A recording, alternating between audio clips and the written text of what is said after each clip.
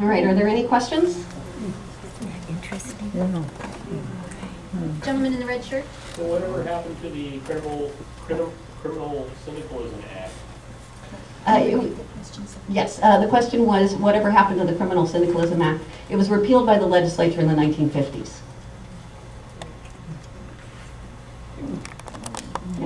I just got a call last week from the United Farm Workers that they are, if growers are forcing them to work 12 and 14 hours a day to work there at the same wages for what they used to do. So it's sort of continuing on, folks, that battle. Yes, I don't mean to imply that it's nirvana out there for California farm workers now, but I do think that we have moved away from an era where the growers would, mobilize mobs with axe handles and truncheons and tear gas bombs and nooses to stop people from striking. Yeah. Mm-hmm. In the raid of the communist headquarters, did they ever find any evidence for violent overthrow of the government? No. What they found was literature, right? And if you read certain sections of certain Communist Party literature, then you can say, they want to overthrow the government and therefore they're violent.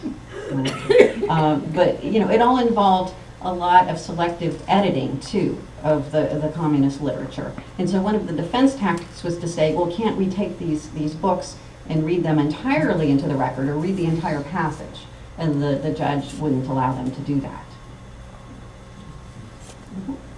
Yeah, in reading the newspaper articles back there, I noticed it said that the Bee published the names and home addresses of all the jurors, and I was wondering if the jurors, any of them, if there were any repercussions for their decision. Well, the question was, did the jurors suffer any repercussions for their decision because the newspaper published their names and home addresses? This was actually the practice for American newspapers at the time. They would print all the names and home addresses and a picture of the whole jury. I think Rebecca has in her collection a picture of the jury. There were allegations during the jury selection phase that some of the people who were being considered for the jury, they claimed that they were being intimidated by communist mobs, but then it turned out later their stories were fabricated. I'm not aware that any of the jurors afterward, did you see that, Rebecca, in any of the stories? If it happened, the Bee didn't cover it. Mm-hmm. You don't cover the Reichstag fire trial in your book. I believe the guy who was accused of doing it wasn't capable of and deserved as vigorous a defense as the Nazis didn't want it to have. That the Reichstag, the guy accused of it, should have gotten a more vigorous defense? No, deserved as vigorous a defense as the Nazis didn't want him to have, because they did it. Yeah, it's interesting. For years, there was a sort of a scholarly consensus that actually he did do it, but now I think there's some new research indicating that maybe he didn't. It's still very much an open question. Where's the accelerant in 7 places at once? Yeah, if he had had Leo Gallagher defending him, I think we'd have a lot more of a complete story on that. Mm-hmm. So you were talking about for one of the early strikes, they were trying to get rid of the scripts. Is that what they're called? Having to shop at the stores. But from some of the things I've read, it sounds like the scripts continued until after that strike. So really that got passed, but that didn't mean that they followed it, right? Right. No, a lot of times the question was about the company's script and how long it continued. The federal mediation in the 1933 strike was very temporary in that growers then were free after that particular growing season was over to go back to using scrip and also to reducing wages, and some of them did. And so the fact that the farm workers were left out of the Wagner Act, out of the National Labor Relations Act, really hurt them. And so that even though the New Deal did have these occasional federal mediation efforts, they weren't at all systematic, and this was part of the reason why they were so desperate. Yeah? What's the status of the Smith Act at this point? Well, the Smith Act outlaws the Communist Party effectively in the United States in 1940. So there's no law before 1940 outlawing the Communist Party on the national level. There are, however, many state laws, like California's, that outlaw criminal syndicalism, right? So you have this unusual situation. Well, this is sort of outside many of this story, but sort of what you covered. Is the Smith Act still on the books? Is the Smith Act still on the books? Well, the Supreme Court starting in 1956 had a series of decisions that essentially eviscerated the Smith Act and made it so that the communist leaders could no longer be prosecuted. So you have from 1940 to 1956, you have this possibility of communist leaders being prosecuted, although it actually wasn't used against Communist Party leaders until 1948. So it actually has kind of a short life. The criminal syndicalism laws, though, on the state level, though, were used in some states for decades. Is there a question, Jim? Yeah, Smart, maybe isn't other she? direction. She's so smart. Weren't the criminal syndicalism, wasn't the law in California possibly a result of the Wheatland Hop riots and the trials after that, which were fairly similar to this trial as far as a really slanted trial reunion? Yeah, certainly the question was about the criminal syndicalism law and whether it was passed in response to the Wheatland Hop riots. When the law was passed, it was used a lot against the industrial workers of the world who organized the Wheatland Hop strikes. And I think that was certainly one of the intentions.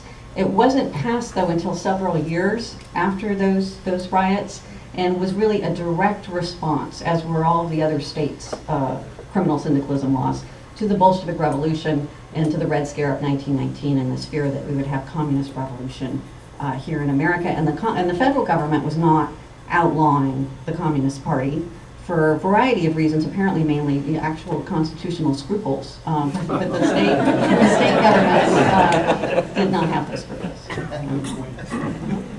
Yeah, I would love it if you would comment about the background for exclusion of farm workers from the Wagner Act and from the National Labor Relations Act. Well, the question was about the exclusion of farm workers from the Wagner Act, as well as from the Social Security Act. I think there was no chance of Franklin Roosevelt getting those laws passed if they had included farm workers, because he needed the southern states, he needed the southern representatives to go along with it, and they never would have signed on to the laws if they had included farm workers. And the idea was by the Roosevelt administration that you take what you can get and then you expand it over time. And the Social Security Act was expanded over time. But the Wagner Act on the national level still doesn't apply to farm workers, although California and Hawaii do have their own state laws that provide these protections. Do you think it's counting that California is the only, California and Hawaii are the only two states to have these laws, while southern states still are choosing to embrace a wider definition of labor to be protected by labor? Yeah, well, I think the reason that California and Hawaii have those laws is we and Hawaii have this tradition of the union activism. I mean, if Cesar Chavez and the United Farm Workers hadn't fought for and challenged and demanded that act, it never would have been passed by the California legislature. The ILWU, has events for Bloody Thursday, marking that every year. Do the United Farm Workers also mark this Pixley? This is the first I've heard of the Pixley killing, so I was wondering do they commemorate it sort of in the same way, or not really? I think the union leadership knows about the Pixley killings. I'm sorry, again, for the camera. The question was about the whether United Farm Workers commemorate the Pixley killings. The leadership knows. There was a very interesting decision, though, by the United Farm Workers leaderships to publicly not to embrace this history, this history of the communist organization of farm workers in the 1930s, because they didn't want to be red-baited.